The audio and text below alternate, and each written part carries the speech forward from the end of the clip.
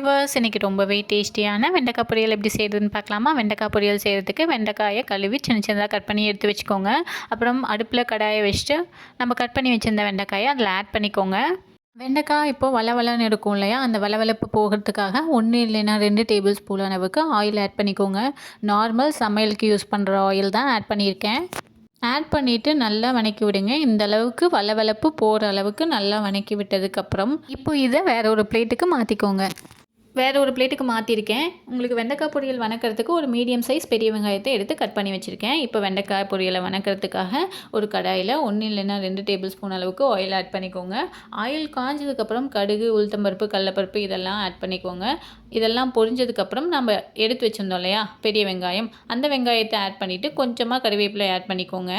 வெங்காயத்தை நல்லா வதக்கி விடுங்க. வெங்காயம் நல்லா வதங்கினதுக்கப்புறம் நம்ம வதக்கி எடுத்து வச்சுருந்தோம் இல்லையா வெண்டைக்காயை, அதை இதிலேயே ஆட் பண்ணிக்கலாம். வெண்டைக்காயை வெங்காயத்தோடு நல்லா வதக்கினதுக்கப்புறம் நமக்கு தேவையான அளவுக்கு உப்பு ஆட் பண்ணிக்கோங்க. நான் ஒரு டேபிள் ஸ்பூன் அளவுக்கு தூள் உப்பு ஆட் பண்ணியிருக்கேன். அப்புறம் ஒரு பிஞ்ச் அளவுக்கு மஞ்சத்தூள் ஆட் பண்ணிக்கோங்க. இப்போ காரத்துக்கு ஒரு டேபிள் ஸ்பூன் அளவுக்கு மிளகாத்தூள் ஆட் பண்ணிக்கலாம்.